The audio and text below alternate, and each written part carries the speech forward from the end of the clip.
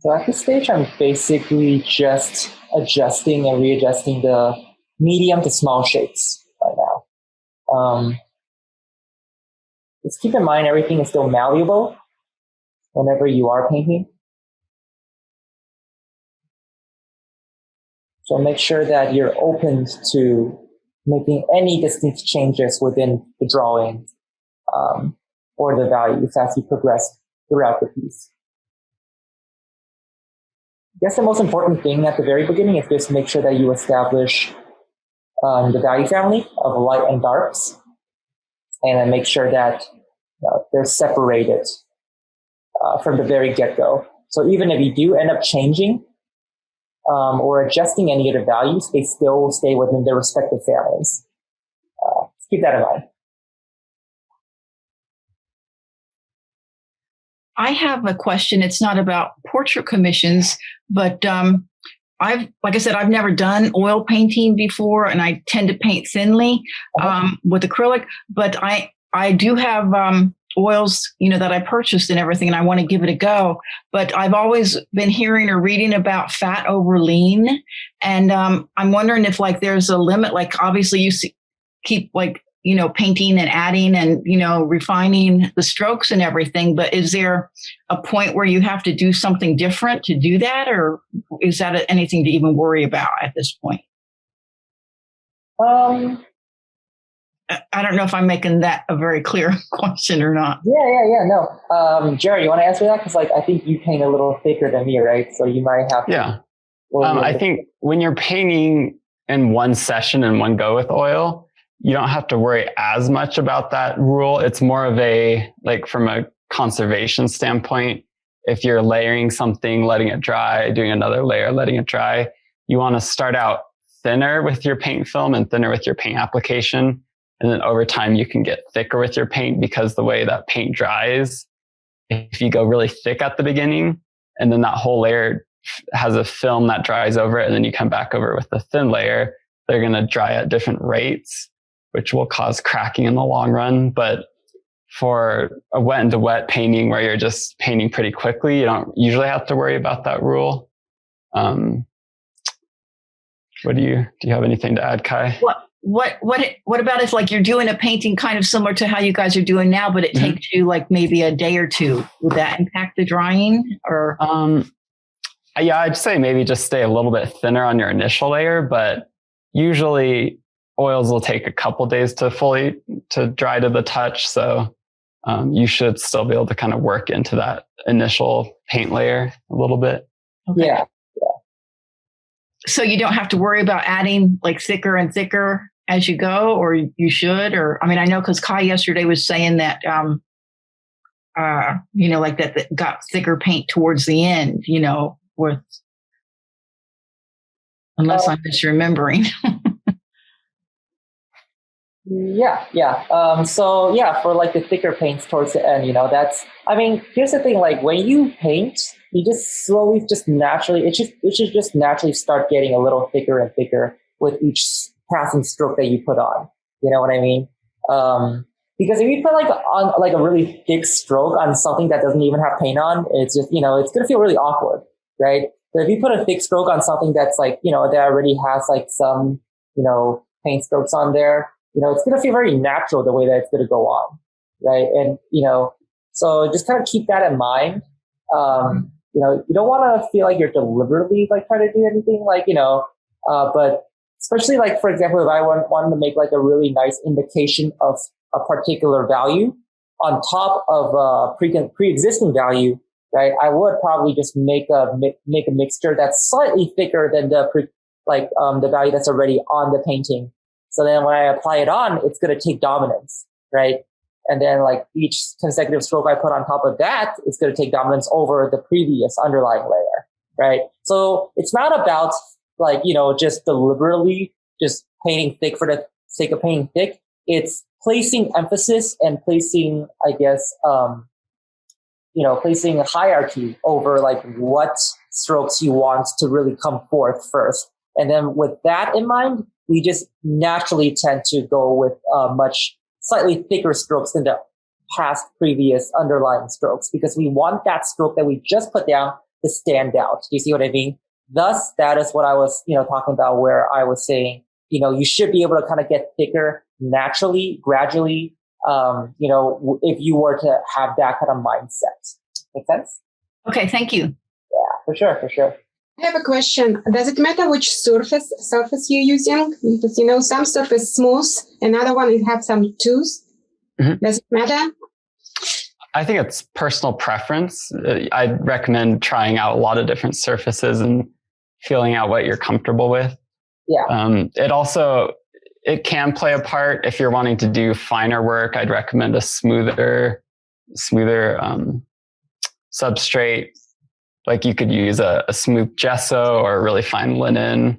But if you're wanting more texture and some rough edges, you can pick a rougher linen or cotton surface. Yeah. For me, I feel like preparing your surface is really important, though. You always want to prepare your surface. Never trust those, like, if you get like this canvas from like the store, never trust that, ready to paint, pre-gessoed. Never trust that. It's not like, they didn't actually gesso it. They just like did like a really thin watered down spray to make it look white. It's you know what I mean? Yeah. So, every time that you do work, on something like that, it's like, I think it just would not feel smooth. It wouldn't feel good painting on that. I remember Richard Schmidt saying something along the lines of, your paintbrush should feel as if it's a graceful ice skater gliding about the stage in full control, right? So you want to, I'm paraphrasing that, but it's something along the lines of that, right? And, he said that, and, I was like, oh, that makes a lot of sense, because, why would you want to fight with your medium when you're already trying to like figure out how to draw, how to paint, how to like see values? Why on earth would you add that on for yourself, where you're like, oh man, this color is just not going on because this surface just is not taking my brush stroke. Like, I don't want to worry about that. It's like, if I can like get rid of that worry, eliminate that before I start, I'll do that. Right. So, like I said, there's a lot of different surfaces to use. And also it really depends on the brushes that you choose to use too. Different brushes yield different results and different qualities and different handling depending on, what kind of surface you're pairing those brushes with. So, for instance, for me, when I first started out painting, I was like a cheap, broke college student. And, I had, and I remember like I got those, my first paint brushes I got were, the Princeton, like those green handled, white bristled Princeton. Oh yeah. I think I used those. Everyone know what I'm talking about? Like the ones that you find in all the Michaels or like lit stores.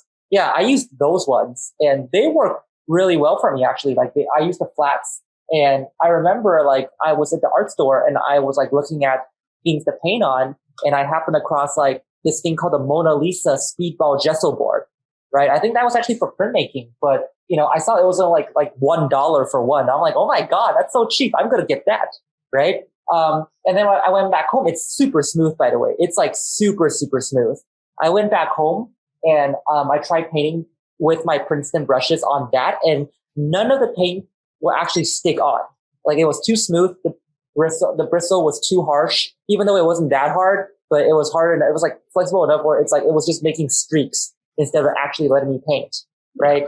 So, and then I was like, oh, this is a garbage like surface. I'm not going to use this anymore. Right. And then I just, used just, like canvas paper, and I just gessoed on the canvas paper, and that's what I used. Right. And it worked okay. It was okay. But, I remember like, and then I went to the palette project with Daniel Keys, and Daniel gave me my first rosemary brushes, and the rosemary brushes that he gave were, the series 279 ones, like the really soft mongoose hair ones, like the natural bristle ones. Yeah. And they were really soft. And then when I tried using those on like the canvas paper that I, was painting on, I found that they were not, they weren't making any of the strokes that I wanted to make because they were too soft.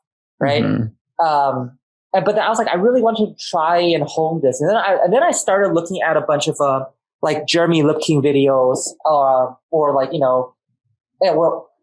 Jeremy Lipking videos. And I saw that, he was using the series 279, like but why is the surface doing what he wants it to do? And why is my surface not letting me do what I wanted to do? And then I saw, oh, this stuff, like, cause there was like a zoom in of his like, brushstroke. And I deciphered like the textures on the surface that he was working on. And I realized, oh, that looks really smooth. And then I was like, wait a second, I have like a Mona Lisa speedball gesso board in my closet right now that didn't work for me like a few months ago. But what if, because like my brush is too hard, but now my brush is too soft. So let's try it again. So then I tried it again, and that ended up being the combo I used for the majority of like the 2 years that I painted. If you guys scroll back to my Instagram, like the beginning half of my Instagram where I started painting, those were all done on the $1 Mona Lisa speedball gesso boards with the 279 brushes, right? And then like I got into Michael Klein, and then I started like, I saw he used rounds. And then I researched, I saw Sargent also used rounds. So I was like, ooh, I want to try using rounds now. So I tried using the rounds. And of course, like the rosemary rounds were not made with the same material as the 279. So they were a little bit more like closer to like the Princeton brushes that I used to have. So then after that, I started having to figure out, okay, now how do I paint? Because like the speedball gesso board isn't working for me anymore, right? Yeah. And that's when I kind of came up, because I happened across the works by Vincent Desiderio, and and I actually met him, and he told me how he prepared his surfaces, and I tried that, and that's kind of the method that I still use to this day. It's been 5 years. I still use to this day, which is it kind of works for everything, honestly. So for those of you guys who haven't attended my painting class before, I definitely didn't mention this yesterday, so I'll mention it right now. And, you guys, this will be like a little something to make your cheap $1 canvas feel as if you're painting on like a really expensive, nice linen, right? With cheap materials to prepare it. Okay. And for those of you guys who have taken my painting class before, well, if you know, right? But basically how I prepare all my surfaces now, right, is I would go to a dollar store, or I would just go to like on a wholesale, like just get a bunch of like canvases, canvas panels, whatever, on wholesale. Try to get the cheapest ones that I can find, just because I don't want to spend money on like surfaces anymore. And then what I do is come back home, and I will use a palette knife. And I would apply a bit of either gesso or acrylic white on the surface. I'll use a palette knife, and I'll scrape the paint into the surface. And what I'm trying to do here is I'm trying to fill in the crevices of the texture of the canvas, right? That's what I'm trying to do. And I would do that, and I try to make sure there's not any ridges or bumps, okay? And I'll let that sit after I completely cover the surface. And, that usually takes like 20 minutes to dry. And then after that, when it dries, I'll go in. I can actually leave it there, or I can go in for a secondary layer. And for a secondary layer, I can just do the same thing. Apply using palette knife. And, you want to make sure that you get it to a point where you can still kind of see some of the textures here and there. But it's like definitely dominating maybe 30% of the surface now, right? Like that cheap canvas texture. Right? Because you still want some kind of bumps in there, but you don't want too much, right? So I'll do that. And then after that, I'll wait for it to dry. And then after it dries, I would apply my shellac. So you actually can't find shellac in the art store. You have to go to like a Home Depot or something. And I like I can actually show you guys right now. So I like using either this shellac, which is the Bozai amber shellac, and there's also the Bozai clear shellac I like using. I think there's only like one brand of shellac, but yeah. And I just pour like maybe like a quarter. It depends on the size. It can range from like a dime shape to like a quarter shape drop. And I'll use my palette knife to really quickly scrape it on and cover a majority of it. Like the orange that you guys see here is actually the shellac. So I just place the shellac on top of this Trekell panel. And what it does is it seals the paint. It actually acts as a resin in a way. It acts as kind of like a covering. And what it does is it actually helps create like this really interesting texture on your surface, on the surface of your panel. So it's like this slippery yet tacked surface. It's like slippery, but it's also tacked. It's also sticky, right? So it really helps your paint just kind of stick on there effortlessly. So if anyone haven't tried this method out, definitely try to. It will unlock so many different possibilities with your painting, because once you stop struggling with trying to put the paint on the surface, once everything just kind of does what it tells you to do, you're going to like start, leveling up beyond, anything that, you thought you could have like within a short amount of time. Like, I definitely felt like I improved a lot, way faster when I unlocked it, how to properly prepare the surface, or finding a surface that works for me, right? So I guess like the point of what I'm trying to say is never settle. Don't ever settle for something, especially if that something still feels a little off in terms of like surface. Like really try to explore, seek your options out, and try to find like a surface that, and you'll find the right surface, because here's the thing, you never should struggle with the surface. So keep searching until one day you happen across a surface that literally, like every stroke you put on there, it does exactly what you wanted to do. That's when you found your surface. So just keep that in mind. Be on a search for that. Yeah. Anyways, do you have anything to add to that, Derek? No, I think, that makes a lot of sense, because I think a lot of people think you have to spend a ton of money to get quality surfaces like that. But I think a lot of it just comes down to knowing how to prepare it correctly. Yeah, definitely. Like, I mean, I'm telling you guys this, and the surfaces I'm using, like they cost like what, like $1.50 to make, right? Yeah. But here's the thing, I have like this whole row of unused quadruple lead prime class and linen just sitting in the corner of my room right there. And it kind of shows you guys that, the fact that I haven't even touched that since I touched it once.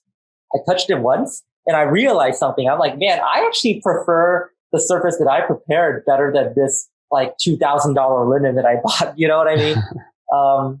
So it's like, yeah. So it's not about pricing. It's not about pricing. It's not about how expensive something is. It's about whether it works for you or not. Right? Let's keep that in mind. Yeah, like, it's important to see what you get used to. Because some people, they like more of a tooth. But a big tooth really drive me nuts, because it make me feel like I'm killing my brush. Because sometimes I'll be scrubbing or dry brush it. So a big tooth surface really is not what I like. And I like really fine linen surface, and also oil prime, which is a non-absorbent. But that drives some people nuts, because it's really tricky. If you don't do it right, you'll be lifting pen as you put it down. Yeah. But for me, I like that kind of rough look to kind of lift. If you see some of my paintings, you'll see some of the parts there kind of like the under layer will show through, because I lift some of the paint off with my brushes, and the bristle will lift them out like irregularly, so it creates a little translucent quality to it. That's just my own preference, so I like that surface. But everybody has your own preference. I would say just try different things out and see what makes it more natural for you to paint, because everybody paints differently. But once you find the surface you like, you can start to just stick to it instead of keep trying, because eventually you have to pick something. Can you show us that can one more time of the shellac? Oh yeah, for sure. It looks like this. Yeah. Michael Mom, Josh Clare, and Alvin Veselka, they use that too. Oh, they do? Oh, cool. Yeah. So there was a thin coat on it. I saw Ken Goshen was making a video. He's adding this on a paper when he's doing oil sketches. Ken Goshen. Oh yeah, Ken. Yeah. I think he uses is it Arches oil paper maybe? It kind of looks like it. I actually never seen any of his videos. I should, because like he always tells me about it. I was looking at his paintings and the texture it gave off, because I've tried the oil paper before and it looked like a similar texture. So that's a fun one to practice on too, and it's less expensive. I think, than a lot of materials. So it's good for practice. Yeah. I think like the cheapest way that I'm painting right now is I'm literally just taking drawing paper or bristle paper and I'm just like putting a little bit of shellac on it, just and just painting on that.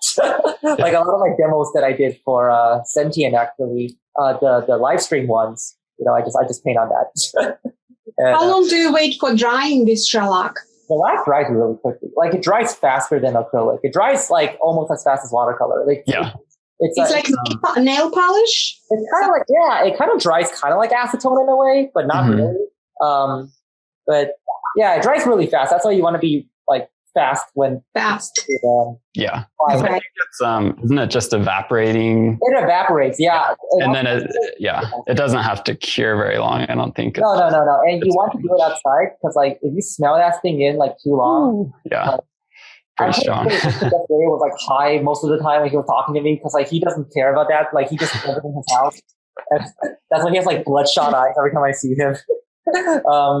But yeah, like you don't want to do that to your health. Like you want to like do it outside. It has a really intense smell that you don't want that in your body.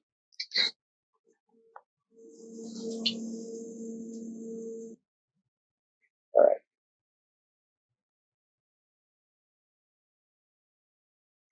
I have a rookie question for one of you guys. So with the hair on the cat and the dog, you know how like the hair is all going like one direction, like the nap of it. But as you're making your strokes, the rookie question is, it seems like all those strokes should go in the same direction. But clearly that's not happening and it's beautiful. Why does that work that way? Why? Wait, are you talking about like the direction of the hairs? Yeah, like the paw on the cat, all the hair is moving back, right? Yeah. But your strokes are going left and right in all directions. Why does that work? Why the technique? I would say I'm just focusing more on the light and shadow and not thinking of hair. And when you're building form, you don't necessarily need to have the strokes follow the form. You can go against the form, as a lot of artists like to go against the form to show the volume of the form. And I think that's one way it works. And I guess I'm not really thinking too much about that, although in certain areas I will try and utilize that to my advantage to show, like I can let the texture of the surface I'm working on come through as I'm pulling the brush across, and that can also kind of give the illusion of fur and hair. Yeah. Yeah, the illusion's working great. Yeah. I mean, for me, like I was saying yesterday, you can go against the form or you can go, towards the form. Like it really depends on what your goal is for that particular stroke. You see what I mean? So it's like at the beginning, like you want to squint, and when you squint, you can't really see the direction of the strokes anymore. All you see are values, right? So you want to just kind of pay attention to those first. So just achieve those values no matter using whatever strokes you can, right? So when you don't think about the strokes that you're using, you're just going to end up using like nice, naturalistic, like, kind of like random abstract strokes. So then like when the time comes where you do want to kind of like accentuate the turn of that form or the turn of like the direction of the hair, you can go into the same direction, and then it will really just help elevate that, you know what I mean? Into the form so that it reads a little better. Like, and for instance, like for my painting, the hair is actually going in many different directions. Like the hair here is like going this way. This is like kind of curving that way. This is like going outwards like so, if you guys can see, right? This is going here and this is going here. And this is like going outwards. Huh? Camera reset. Oh, camera reset? Okay, cool. Oh, great. 28 minutes. How are we doing on time, by the way? Just like overall time. We have an hour and 15 minutes. Oh, okay. That's great time. That's awesome. Yeah. But yeah. Great questions. Keep it coming. And someone briefly mentioned about setting up still life in the house. I know it's a bit outside of the pet scope, but maybe you can just briefly talk about it so we don't get too sidetracked. Yeah. Sure, I can maybe cover that. I don't really do much still life. Yeah, I think it's a really great learning way to learn when you're first starting out, or just anytime really, because you can really control the lighting, control your environment, and spend as much time and take as much time as you need to think through every brush stroke and really work on just being as observant as possible and being very intentional with your brush work and mark making. I would definitely recommend using a singular light source if you can, especially when you're starting out, because it can get really confusing if you have multiple lights on. So ideally set it up with natural lighting is really nice because it creates nice soft shadows. And so if you have any windows in your house where you can set up a still life next to it, or if you just have a light bulb or a light fixture that you can set up to really control your lighting, and try and paint under the same light that your subject is in to avoid confusing yourself. Because if you're painting something with really cool light and you're painting under your surface is under a really warm light, it's going to throw off your thought process, and it's going to make it even more difficult than it already is. Oh yeah.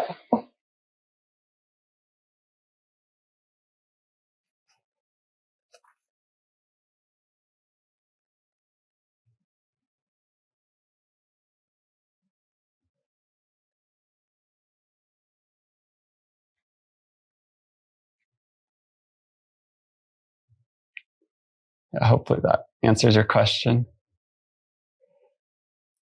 Oh, that was good. Good. Thanks for that. That was helpful. Yeah.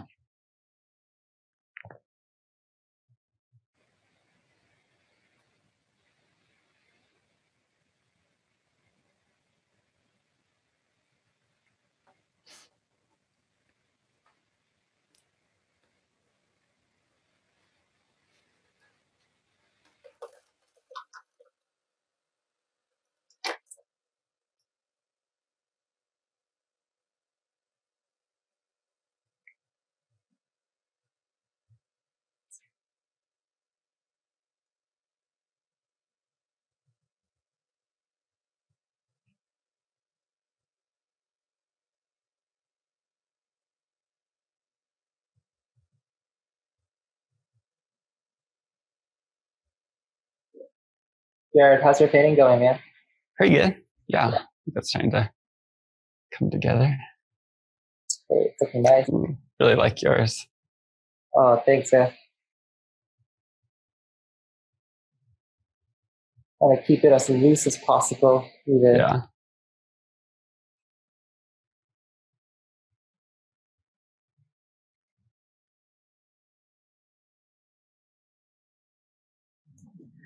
I have been doing a lot of dog portraits lately. Ooh. Can you, I mean, you guys are way better than I am, but how do you figure out what to charge people? That's a very I know. Question. That's a question. Let's see, Jared, do you want to answer, or do you want me to answer? I think you could go answer first, since you've done a lot of commissions recently. Oh yeah, I've been stacked with commissions. Yeah. So yeah, it honestly like it really just kind of depends. So honestly, usually for commissions, I would charge a little bit more than I would for just like regular paintings that I do that aren't commissions, just because commissions are things that like commissions are like I'm not choosing to do them. Like, you know, you're paying me to do like a specific image, you know, and that image I may like or I may not like. It might speak to me, it may not speak to me, but it's like, you know, but usually, okay, the first thing about that is in pricing wise, you want to kind of create like a hierarchy of prices for different sizes, right? And you want to just think about your art sales, right? So for instance, like if you have sold any pieces before, how much were they, right? Or if your piece was in any shows and they sold, how much was the pieces that you sold? And what you want to do is maybe just amp up your commission by up to 25%, compared to your regular work, right? Because anything above 25%, it's going to be a little too much of an upsell that most people probably would not take it.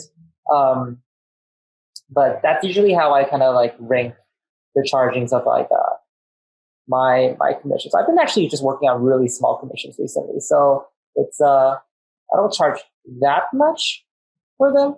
It's still, I still charge like a good amount. Like, you know, I think the most I've done was like in like the thousands range for like a slightly bigger commission. It's like a 12 by 16 commission.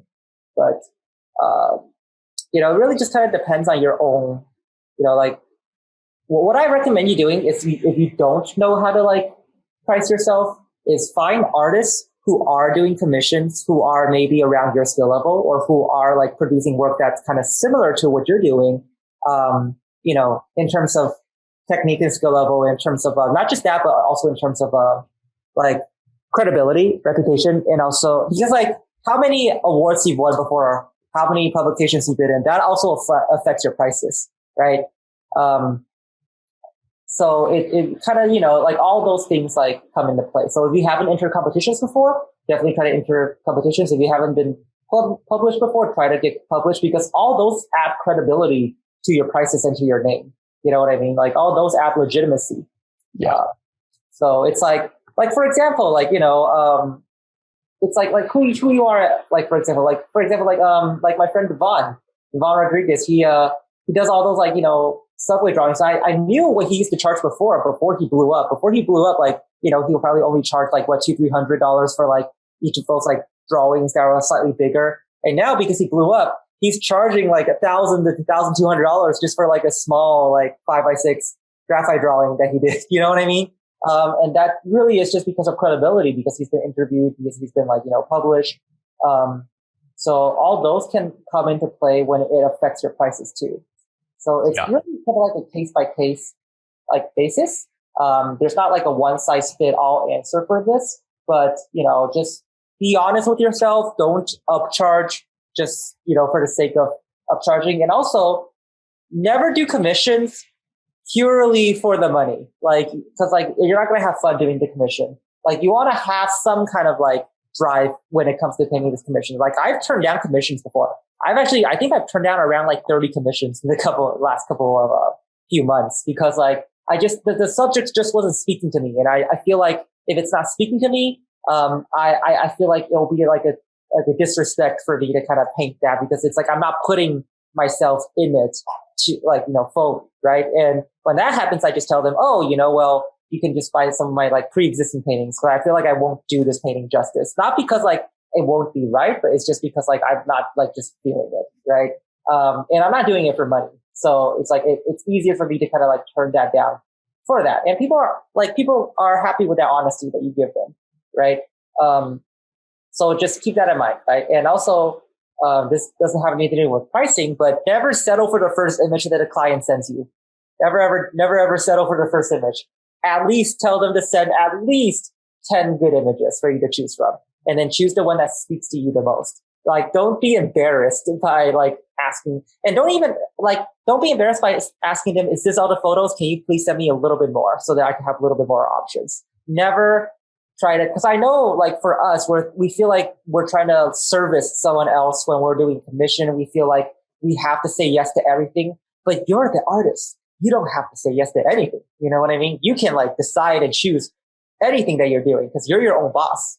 Nobody is like over your head saying like, you need to do this, you need to do that. No one's doing that. Right? So like take control, and don't feel embarrassed by having to ask them for more references. Don't even feel embarrassed by having to actually direct them in how to take the picture.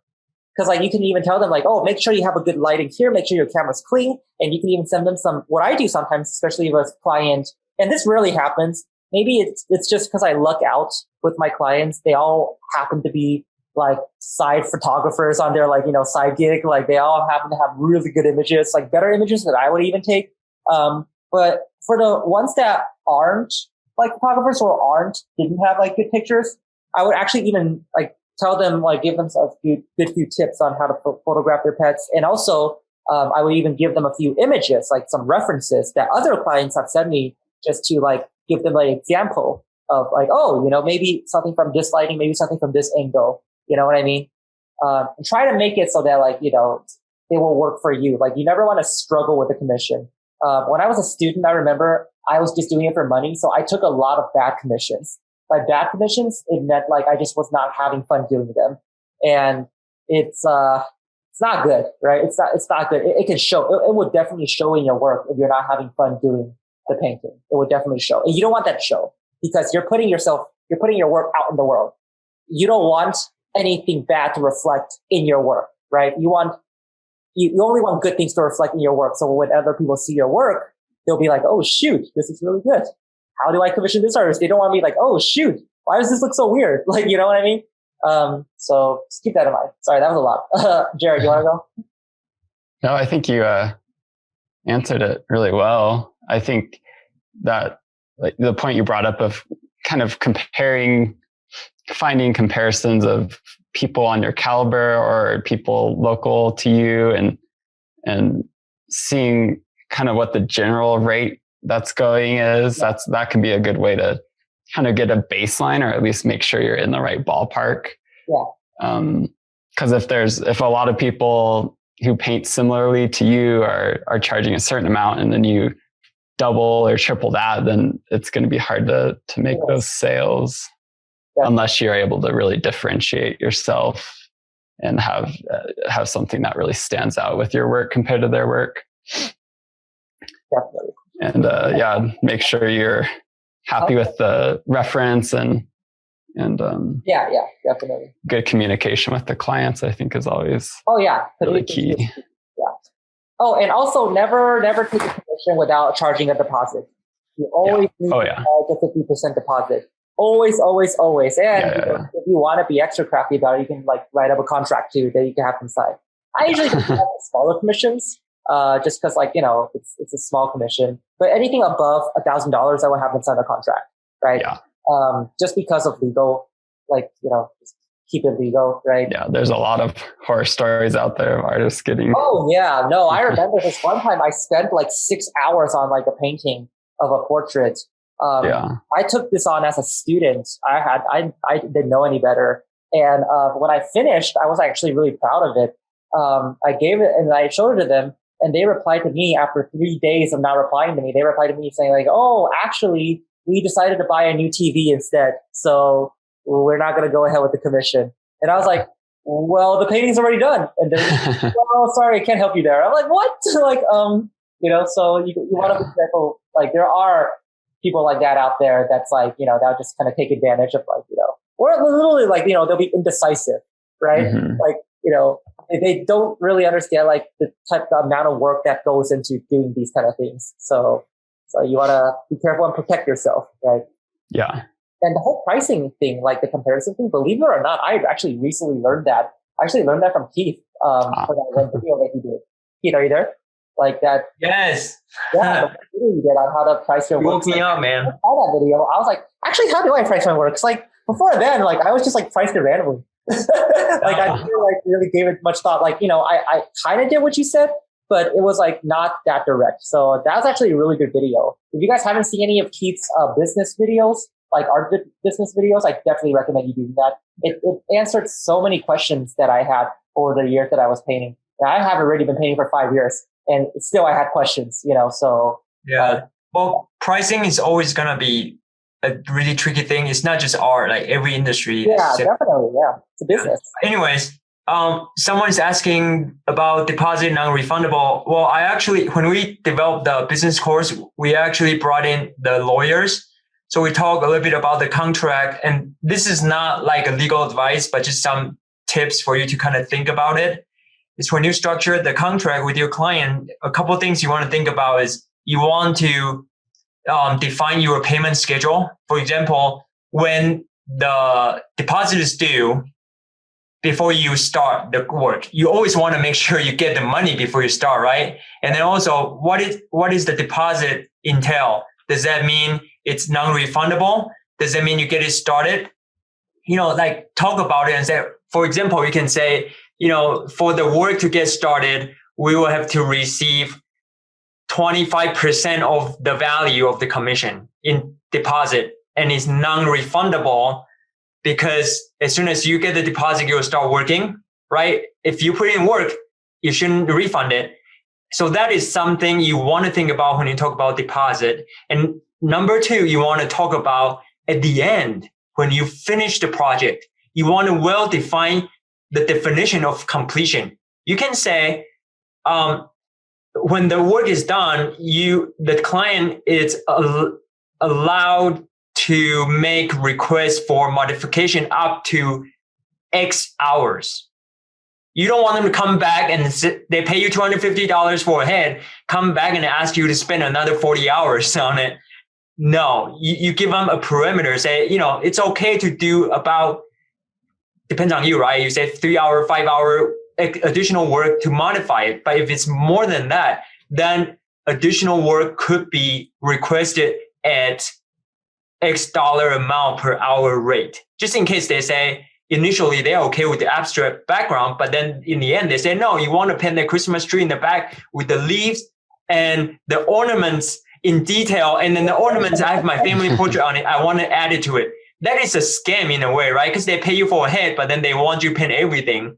You don't want to create a situation where they can use that tactic to stretch it out, right? You want to well define the start and the end. And also in between that, how the payments should be expected, right? Yeah. When you send the first proof, when it's, at the very final stage, when you send the first proof, do you request another payment for that? Or do you not? Or, do you require full payment before you ship it out? Because last thing you want is you get 25% deposit, you ship it out and never get the rest of the money, right? And then also, who covers the shipping? When it comes to money, anything with the dollar sign in front of it, you want to well define it, timing, the scope, and the service. Even sometimes the medium, the material, you want to, define it just so nobody's going to say, hey, I want to pay you for a acrylic painting. And then in the end, they want an oil painting, right? Or they want it just on the cheap gesso board, but then turn out they want you to spend $2,000 on an Italian linen. You define all those things to protect yourself. And that's just a good business practice. And another thing I want to mention is some of you may think, oh, lawyers are expensive. But if you already have kind of contract drafted out, you just need a second look to get their opinion. It's actually pretty cheap to get a lawyer to take a look. Like our lawyers, they took a look at Brian's contract just to make sure there's no loophole in there, make sure Brian is protected. It's about $100 to do the review because they are not actually drafting a contract. They're just doing a review. So if you have a project that's worth a couple $1,000s, it might be worth spending a little bit to have that contract looked, just so you don't get yourself in a situation where you're losing money. So that's kind of my 2 cents based on our conversation with the lawyers. Hopefully that can bring you some clarification when you go out there to do your own work, and always protect yourself as an artist because people tend to take advantage of artists. And I would hate to see you guys get, taken advantage of. Yeah. It's so sad that people take advantage of artists so often because I guess they're the types of people that usually fall for things or look for the best in people. So they know that they can, and a lot of artists are desperate too. So a lot of people can take advantage of them easily. I have one more question too regarding all of this. Suppose, okay, you do the piece, and then you find out that they're making prints of it and giving it to all of their relatives or making cards. Oh, that's tricky. Yeah. So that is another part you want to put in the contract. It's about copyright, right? So when we talk about original work, copyright comes into it. So if you want to make sure you are protected, you can put it in the contract and say, just have a division or a little section about copyright. and then just well define it, you grant them limited use of the rights, or you don't give them any rights, or you can even limit it and say they are able to make a certain amount of reproduction. Or you can say for additional X dollar amount, they are able to purchase the rights to make up to how many reproductions. I mean, it's honor system, right? They can go out and make 1 billion, but at least you get paid for it. So some of those things you can think about it and then build it in as an upsell opportunity. They buy your original work, doesn't mean they buy the rights. If they want the rights to make copies, or they want like photographers, this is a common practice. When you hire a photographer, they will tell you if the price includes the digital file, or digital file is a separate upgrade. You need to pay a fee to buy the digital files. So that is the common practice out there. You can structure in there and say, you know, for this amount, you get the original work. If you do want to purchase limited use of the digital right, it's at this price, and what entails in that. You can make reproduction. And of course, you always want to make sure it's not for commercial use. It's for personal use. That means they cannot make a reproduction and sell it, right? You don't ever want to give out commercial rights unless they are paying a good hefty couple $1,000s for that. Otherwise, you don't sell it for commercial rights. And, you know, like Brian has people approach him to buy the rights to make puzzles out of his original work. So he signed a contract. That's the one he had the lawyer look at it to make sure he doesn't sign it over, right? So stuff like that, that's where, especially copyrights, that's where it might be worth it to have someone take a look, just so you don't sign it over. And then next thing you know, your work is out there being sold as a reproduction or prints. So it's a really great question. I'm glad you mentioned that. Yeah. Thanks, Keith. That was really helpful. Yeah. If you're doing a commission in oil, how long before you give it to the person? Because I've heard that oils can take a really, really long time to dry. I mean, for me, my oils take 3 to 4 days to dry.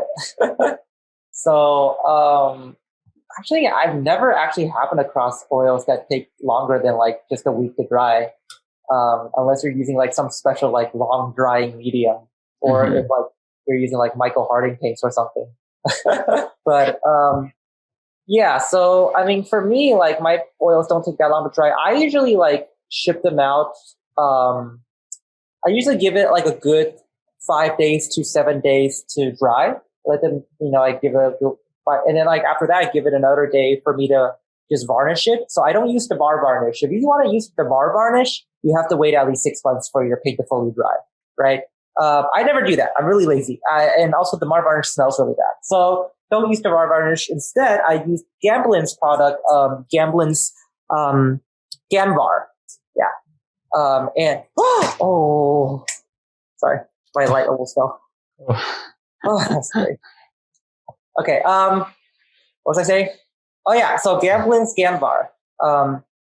So I use Gamblin's Ganvar, and Gamblin's Ganvar is good because it's not permanent. That means you can actually, wash it off if you ever want to reapply something. I never have to do that, but good. But yeah, Gamblin's Ganvar is really good because you can apply it as soon as the painting is dry to touch. Yeah. Now,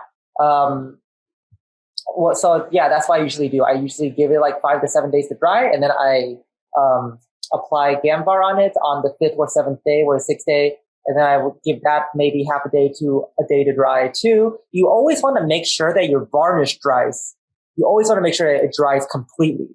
You don't want to make it you don't want it to still be sticky, right? Because if it's sticky and you're kind of packaging it, sometimes especially if you use bubble wrap or something, although I don't recommend using just direct bubble wrap, I recommend using some sort of film over the painting first before applying the bubble wrap.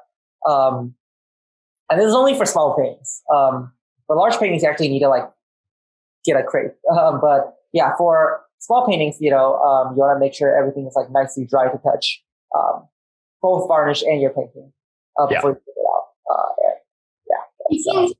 Speaking of large paintings, either one of you, is there a different approach that you take when you work on oversized pieces?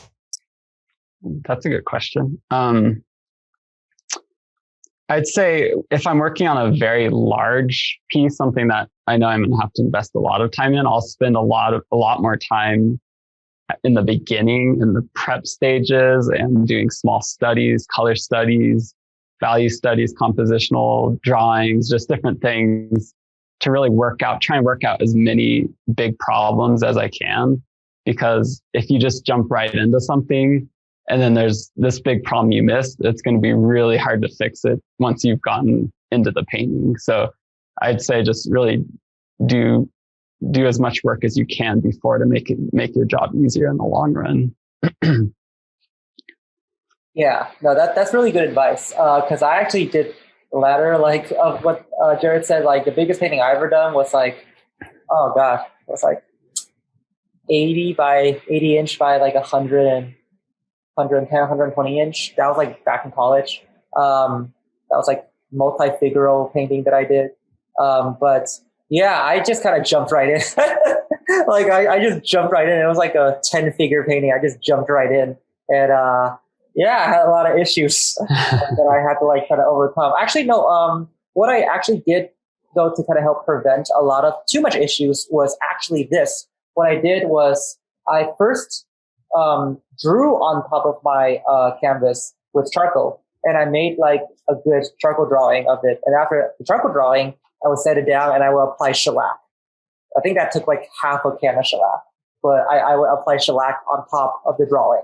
And that way you have like this ghostly like, you know, after image that's underneath your shellac that kind of shows you exactly where some of the things are, right? Gives you kind of like that odd nerdrum-esque look too. So, you know, you can even sometimes let the charcoal kind of show through a little too. It doesn't really matter if you want to like go a little bit experimental. But yeah, I mean, usually for larger pieces, whenever I do larger pieces, that's usually a time for me to experiment. So I just experiment with like so many different techniques. I remember last time I did a large painting, I was just doing so many different techniques. I was like scraping it down. I was like sanding it down. I was like using like palette knives. I was like using, you know, different tools. I was using acetone. I was using like, you know, different kind of things to kind of like, you know, just see what happens. You know what I mean? Because like, I feel like when you're faced with a large piece, like it's just kind of like a playground. You know what I mean? Like you can really just kind of play around. And I think I was able to kind of do that, without worry because of like the shellac charcoal drawing undertone that's underneath that allowed me to kind of get like a sense of where everything's going to go anyways. So